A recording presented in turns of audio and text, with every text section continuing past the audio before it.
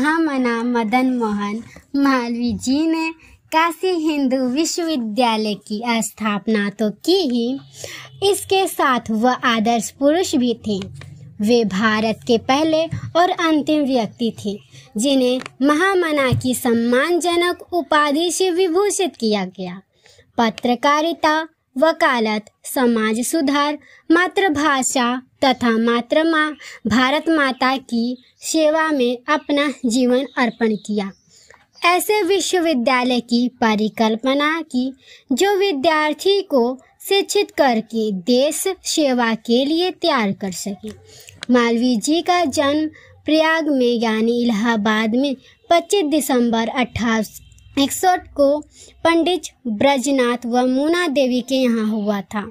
सनातन धर्म का प्रचार, गौमाता की सेवा, सामाजिक कुरीतियों का विरोध, स्वयंसेवकों का संगठन, ज्ञान विज्ञान की तरह तरह की शाखाओं की वृद्धि, शिक्षा का विस्तार, वंचितों के हितों की रक्षा, राष्ट्रीयता की भावना का विकास, देश काल के अनुकूल संस्कृति का विकास आदि सभी क्षेत्रों में उनका योगदान अत्यधिक महत्वपूर्ण है।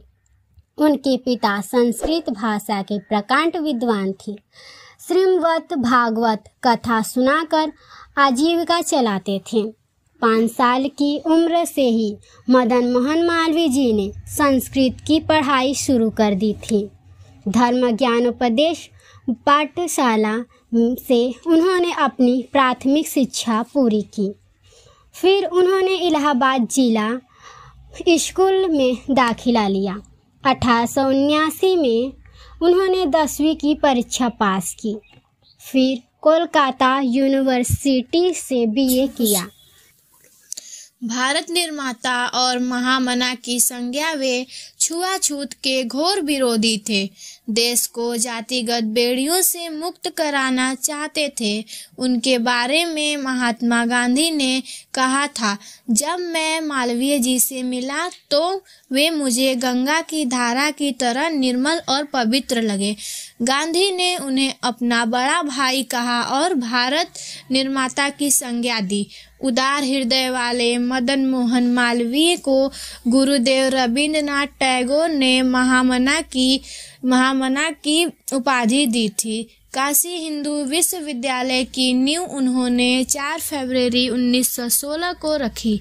उन्होंने इसकी स्थापना के लिए देश भर से धन जुटाया। वे 1919 से लेकर 1938 तक बनारस हिंदू विश्वविद्यालय के कुलपति रहे। हिंदी साहित्य सम्मेलन के प्रथम अधिवेशन के अध्यक्षीण अभिभाषण में उन्होंने कहा कि हिंदी के फारसी अरबी के बड़े बड़े शब्दों से लादना जैसे बुरा है, वैसे ही बिना कारण संस्कृत शब्दों से गूंथना भी अच्छा नहीं है। भारत सरकार ने महामना को 2015 में सर्वोच्च नागरिक पुरस्कार भारत रत्न से सम्मानित किया था। महामना को लेकर तमाम किस्से और प्रेरक कहानियां, जैसे बीएचयू की स्थापना के कुछ ही समय बाद अक्सर अध्यापक उदंड छात्रों को उनकी गलतियों के लिए आर्थिक दंड दिया करते थे, मगर छात्र उस दंड को माफ कराने मालवीय जी के पास पहुंच जाते और महामना उसे माफ भी कर देते थे। यह बात शिक्षकों को अच्छी नहीं लगी। वह मालवीय जी के पास जाकर बोले, महामना, आप उदंड छात्रों का आर्थिक दंड माफ कर उनका मनोबल बढ़ा रहे हैं। इससे उनमें अनुशासनहीनता बढ़ती है, इससे बुराई को बढ़ावा मिलता है। आप अनुशासन बनाए रखने के लिए उनके दंड माफ न करें। मालवीय जी ने शिक्षकों की बातें ध्यान से सुनी, फिर बोले, मित्रों, जब मैं प्रथम वर्ष का छात्र था तो एक दिन गंदे कपड़े पहनने के कारण मुझ पर 6 पैसे का अर्थदंड लगाया गया था। सोचिए, उन दिनों मुझ जैसे छात्रों के पास 2 पैसे साबुन के लिए नहीं होते थे, तो दंड के लिए 6 पैसे कहाँ से लाता।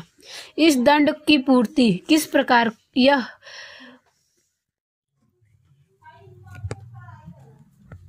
पंडित श्याम बिहारी मिश्र ने मालवीय जी के संबंध में कहा था, हिंदी की जो उन्नति आज दिखाई देती है उसमें मालवीय जी का प्रमुख योगदान है। उनका निधन 1944 को हुआ था। निश्चय ही मालवीय जी अपने पीछे हम सभी के लिए एक विरासत छोड़कर गए हैं।